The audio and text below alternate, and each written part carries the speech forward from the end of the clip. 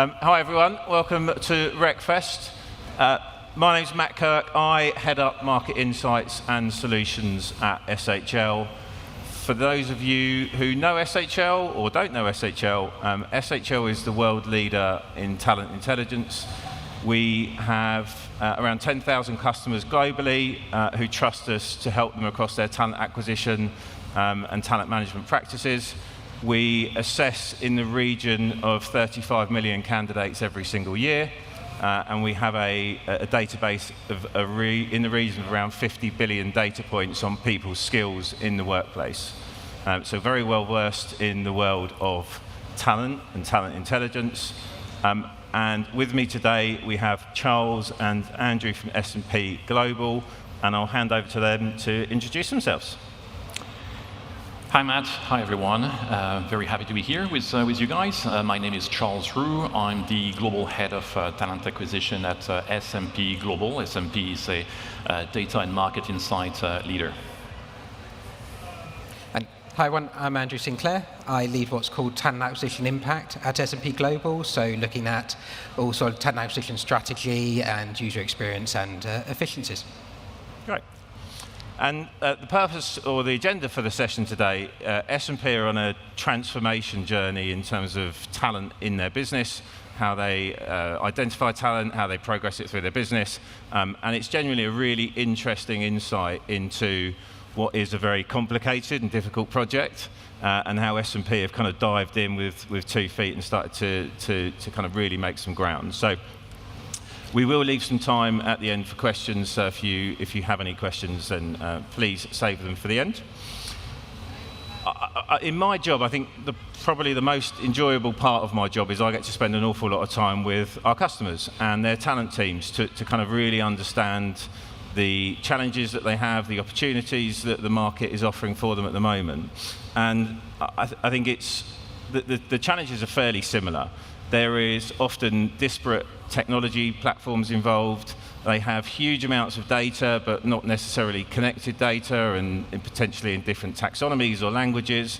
And I think from that point of view, there's kind of data everywhere, but I don't think data, unless it's packaged in the right way, is insight. So I think where organizations have struggled is they have all of this really good data, but no way of turning it into something that's actually actionable and something they can do stuff with. So I think for me, I'll start with Charles, with you. Obviously, that's the journey that you've been on. It would be great to understand a bit around the kind of the challenges that you had in the organization and what drove you down this talent marketplace route. Right, absolutely. I think it all came down to a business need, really. So just for context, S&P Global is about 43,000 employees, so we do $13 billion revenue each year, market cap of about like $140 billion. We are a multinational, we're a global organization, but we are, as I mentioned, a data and market insight firm. So you probably know us through the S&P 500, or like some of the old name of the ratings business, which was Standard & Poor's. So we have research analysts, essentially, who are looking at, for example, like the price of oil, but also they're looking at the capital market from a risk perspective. They're also looking at bond and macroeconomics to be able actually to rate bond AAA or whatnot. So with AI, with the evolution actually of agentic AI, especially, clearly our research analysts are going to work very differently, in a couple of months, in a couple of years compared to what they've been doing before. And I think in this context where work and key actually roles are changing, skills also that are required actually for those roles to be successful in those roles will need to change as well. So for us, really, it came down to the realization that with so much changes in some of the key roles which are the heart of the organization, we need to be able actually to translate business needs into skills needs in a very different way. And this is where actually the partnership with SHL came about. We were looking for externally a platform that could, at scale, assess job applicants in a way that was consistent with how we mapped skills within our organization, and in a way also that could translate better business needs with skills needs. From an internal perspective as well, we want to grow internal mobility, we need to be able actually to offer our employees the ability actually to validate their skills, grow their skills as well, to be able actually to grow their career within the organization. And with SHL, we have then the top funnel from a recruitment and external recruitment perspective, where we are now able actually to assess and match the skills of our applicants to the skills we need to be successful in the future, but we're also able actually to offer to our employees like the ability to validate all the skills they have accumulated in a way that is relevant and makes sense actually to our long-term strategy. So that's really like the background, how it came about. Okay, great. So from my perspective, the world of work is changing, and I think AI is the third industrial revolution in my eyes. I think it's going to change the world far more than anything else that certainly I've seen in recent years. And I think with that comes the shape of organizations are going to change, roles are going to change, and to be honest, nobody really knows what that looks like. And it was, in terms of your thinking, you talked about roles for the future.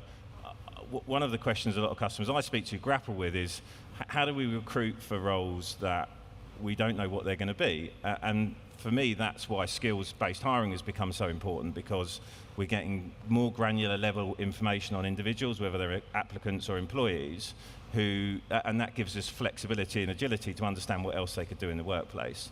It would just be great to kind of hear your kind of thinking around the future of roles and how that aligns. Sure, absolutely. I think we did a lot of work on identifying the core roles within our organizations, really like the roles that were making the DNA of our firm, and then essentially like doing a whiteboard on it, like stripping everything down, and okay, like if we're looking at now or in the next 3 years, what are the key skills that we'll need basically actually to be successful in this role. So if I'm taking the example of a research analyst again, a couple of years ago, some of our research analysts would be looking at, for example, the price of a crude, like the price also of stocks and so on, and put that together in some large system to try to understand exactly like what the trend would be, what the pattern would be, and that part actually of the work now is completely looked after by AI right now. So that the part around gathering the data, putting the data together, looking at patterns, this is a piece of part of their role that is going to be automated, supported as well. Now, what is it in the future that we'll need our research analysts to be developing in terms of skill set to be able actually to be successful? And I think this is where it emerged a lot more skills connected to, for example, product management, but also client engagement, but also everything really more connected actually to also how to handle AI, which was critical thinking, right? Being able actually to understand what the model is about, what is the data that it spits out, and how we can use the data and leverage the data to have humans really sharing relevant insights to our clients. So this is really what we've done in the background to make sure that at least in the next 1 to 3 years we had listed the right skills against each critical role. Yeah, great. And so I might get killed by a marketing team for going off track slightly here, but so from my perspective, we do a huge amount of research and analytics on our skills data. As I say, we have 50 billion data points. We did an interesting project recently on, since the mass adoption of AI, how have early careers talents benchmark for skills change, so their strengths, their development areas. And we're already starting to see that the skill sets of graduates, for example, that are coming out of university is already different to what we saw kind of 3 years ago. So I think it's not just that roles are changing, it's that the skills people are bringing are changing as well. An easy, obvious one that we've got with early careers is analytical. The benchmark and the scores that people get on analytical skills is getting lower. And that's understandable, because you can put it into an AI engine and it will do the analytics for you in real time. And it's kind of finding that balance of not just what do the roles look like, but what are people going to look like, and what skill sets are they going to come to the workforce with. Okay. Andrew, question for you. Bit of a self-serving question, but I think if Breakfast is showing us anything, there's a lot of kind of HR talent suppliers, technologies out there in the market. It would just be good to get kind of your view on the selection process for your partnership with SHL, and then why you chose SHL as the partner. Of course. So for us, it came down to three principles. First, we needed a partner that could scale with us. As Charles pointed out, we're 40-odd thousand people. We have 70 offices in 43 countries. We needed a partner who understood that, who was there and could scale with us. Yeah. You know, the regulations changing, everything's trying to catch up with where we are with recruitment technology and assessments, and we needed a company who could understand what that was and where we were, so really meet us there. And SHL got the heritage, got the scalability to, and it's proven. And it's having that proven scalability which was a key factor there. Another principle was being able to integrate with our current tech stack. So we have Workday as our ATS, we're using Lightcast to create a taxonomy, and then we have Eightfold, which is our talent marketplace. And what we wanted to do when we're creating this sort of skills intelligence, talent intelligence, is to be able to have reusable data and to have everything connected. You have this virtuous circle of skills, so that when you are bringing someone into the organization or you're hiring someone, you have that skills data that can then be reused into Workday, into Eightfold, into the talent marketplace, so that everything's already there, and they can think about, okay, 2 years' time, what are those skills adjacencies, what are those roles that I might never have thought of? It's all there, it's all reusable. Yeah. And it allows us from a workforce management, workforce development, to think about what skills are we missing, where do we need to redeploy skills. It's all about having that skills data lake and then being able to use it. And SHL's relationship with Eightfold in particular was very key in that. We needed someone who had that deep relationship so that we can tie it into that internal talent marketplace. There's no point just having skills there. Yeah. You need that holistic view of it all. Yeah. And then finally, it came down to having scientific credibility. AI is everywhere. AI is great. I use AI constantly. Yeah. It's brilliant. But there are some things where you need some science to back it up, rather than just depending on AI having the answer. It can't be a black box. And this is where it relied on science. Yeah. And SHL, you've been doing this for many years. It's more science than AI. And having something that is defensible, having something where we can go out to the market and say, look, this is the reason why, these are the skills, this is how it all works, is really, really key. You can't have that black box. So we didn't want to add another step in the process. We wanted to add something that was additive, add something that would enable us to reuse everything and to give something back to everyone who took an assessment. And for us, that became SHL quite clearly. Great. Yeah, and I mean, the science team don't like when I tell this, but for me, I think the assessment is the vehicle to get to what's really important for you guys, which is the insight. But yeah, science, everything we do is backed on science. Sometimes frustratingly, where we have to validate things for far longer than we would like. Yeah. However, but yeah, and interesting around the AI piece as well. So we're about to launch our newest AI products that are backed by scientific rigor, so they're defensible, can be used in recruitment process and so on. So slight plug here, but if you want to learn more about that, we're on stand 7, I think, over that way somewhere. But, okay, thanks, Andrew. There's probably a lot of people in here who are thinking, yeah, kind of connected talent ecosystem sounds like a great idea. On paper, you could probably write down what you want it to be, but it's very difficult to do. So Charles, from a strategy standpoint, walk us through how all of those different platforms talk to each other, connect, and then also I think it would be interesting for the audience to also hear about getting internal buy-in for that. Yeah, absolutely. And when it comes actually to what we call this talent circular journey, the devil is in the details, right? Yeah. It's about integration, it's about also consistency in how skills are being assessed, recorded, and so on. So for us, it really starts with business need. So the business wants to be there in 2 to 3 years.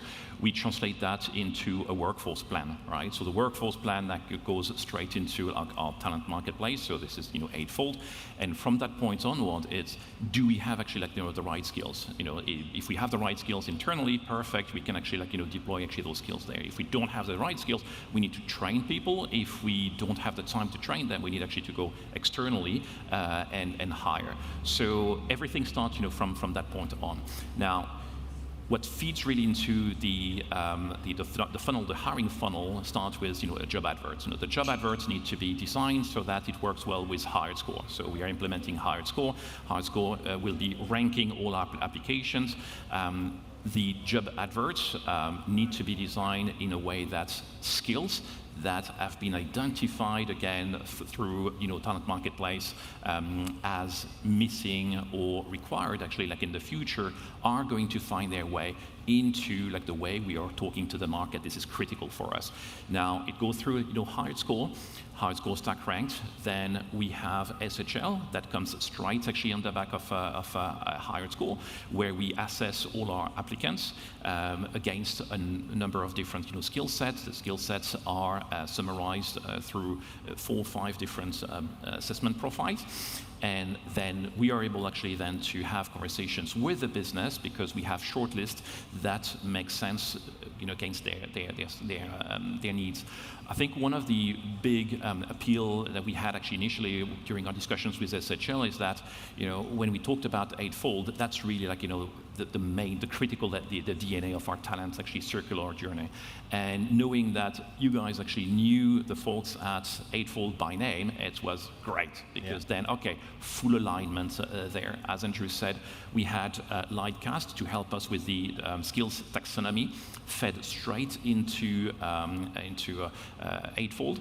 And then basically you guys were able actually to take those skills taxonomy and then design assessment that totally 100% makes sense for us, right? So that 100% alignment is critical. Then we have actually candidate going through the hiring the interview process, get hired, and then the skills that have been validated by SHL feed into Eightfold straight away. It's flawless, right? Yeah. And then you go back and it's completely circular. And that's really how we designed it so that everything is completely consistent and everything really totally made sense and nothing actually is broken. And I think if you are building it at your company, the circularity is critical. You can't have actually a breach somewhere, especially around the job advert, because then we're saying, oh, great, we have SHL, great, we have Eightfold, but then if we're not actually bringing or attracting the right people, then it's for naught, right? Yeah. You're not going to get them actually in your top of your funnel. So that's how we did it. Okay, so it is about that full kind of linear connectivity of data, dipping in and out of the right systems at the right time. But I think importantly then sharing the data at the right time from the right platform to help with, as you say, job adverts, or maybe SHL data goes into Eightfold to help with the profile. Yeah, using the same vocabulary as well, and this is why also working with SHL has been great because you guys understand what Lightcast do, you guys understand what Eightfold do, and basically the skills that we've identified early on with the in the market, we are naming them the same way all the way actually down to Eightfold, and I think from a leadership perspective and a hiring manager perspective, having a consistency in the skills that we're naming is great. Yeah, and I think being able to map SHL assessments to your Lightcast skills taxonomy so that language continues throughout is great for line managers as much as the business itself. Okay, probably not the sexiest subject you're going to hear about today. Here we go, but governance. It's important, but it'd be good to get kind of your view around how you approach it and make sure that you meet those needs. Yeah. Well, when the skills data starts driving hiring decisions, governance is critical. Yeah. Governance, as Charles already mentioned, the first thing is having that consistent taxonomy. Without it, inconsistencies. We need that single language that everyone is talking, be it Lightcast, SHL, Eightfold. We all need to be speaking that same language, because what we're really doing throughout this entire process is collecting data points. Traditionally, you'd have a resume, a CV, you'd have a screening call from a recruiter, you'd have an interview. What we're looking to do now is we're creating additional data points. As Charles mentioned, we're implementing Hired Score, so we have that relevancy ranking. We have an assessment that aligns with the skills that we're looking for in as an organization. We have a screening call. we have that interview. We're collecting data points throughout, and we need to all be speaking the same language, otherwise that data is useless. Yeah. It could also be that without that governance, without that single taxonomy, you have some biases creeping in. We're collecting signal here, and we want to collect as like the cleanest signal that we can throughout the process so that we can make defensible hiring decisions. And that comes down to, I suppose, the third point, which is auditability. Without governance, you have a lack of auditability in your hiring decisions. So you have that one skills taxonomy. You have the clear rules on how those assessments are being used. It is a data point, it's not the data point. Yeah. There is not one single data point we're collecting that should have more put on it than another. So resume, relevancy, assessment, screening, interview, they should all be treated holistically. It's bringing it all together as an amalgamation and deciding like, yes, that gives us more data to create that hiring decision. So we have that interpretation essentially. Yeah. And I think that really brings it all together, because it's how we're making decisions that can be consistent, explainable, and defensible. It's when that skills data is helping drive hiring decisions, governance makes it credible. Yeah. When we're looking at that skills taxonomy, we've got a skills council. The skills council has SMEs from across the people team that also liaise and work with the business, because we have to understand, and Charles mentioned it, that roles change and the skills required in roles will start to change as well. A skill for a research analyst 6 months ago, a year ago, it's going to be very different to what it is today. Yeah. AI will be doing some of that work, which might mean that they'll be doing something else, and they're going to need some different skills in that. So having a skills council that acknowledges the agility required within those skills is really key too. So we create that sort of governance structure around it, which means what we're doing today, we can do next year, we do 2 years' time, 3 years' time, and it will always be defensible. Yeah. Okay. And it's, I think you described it eloquently in terms of why the project took place, kind of what was the challenges that got you to this, how you've integrated different technologies and how you've kind of put those guardrails around it. Before we open for Q&A, it would just be great to get your thoughts on, for people who are on that journey or who want to kind of start that talent ecosystem process, what advice would you give them? I think to your earlier point about why skills-based assessments are important, I think AI is just redefining deeply like what everyone's job is about. And I think when it comes down to every 6 months there is actually like a new agentic AI coming, there's a new technology coming. I think this is where you need actually to drill down and get down to the key principle, which are skills. Yeah. What are the skills? And I think if you get down to skills, you're never going to get wrong with that. So I think pivoting away from job profiles based or experience, but more actually into skills, into potential, is going to help identifying the right signal. I think earlier in the recruitment process, and it could be internal or external. So I think embedding this view of let's look at this JD from a skills-based perspective is my advice, because I think it's going to speed up all the conversations with the business on what is it that you're looking to achieve from a business perspective. Yeah, I think building on that, it's that question which I'm hearing more and more: are CVs dead? Yeah. Should we carry on relying on CVs when you can ask Claude, or you can go to one of the AI application systems and say just apply for 1,000 jobs for me in the next hour? Yeah. Should we be relying on it? I think it's still a data point, it's still a signal, but we need to start thinking about how we can assess skills early on in the process to validate. Yeah. We can't just rely on someone's CVs, whatever they've written or whatever AI has written for them based on the role profile that's popped up. Great. AI is a great business model. It creates problems that AI solves. I mean, it's ideal for AI, isn't it? It's great. Guys, give it up for the panel. Thanks to SHL. Find out more at shl.com. Matt, appreciate it.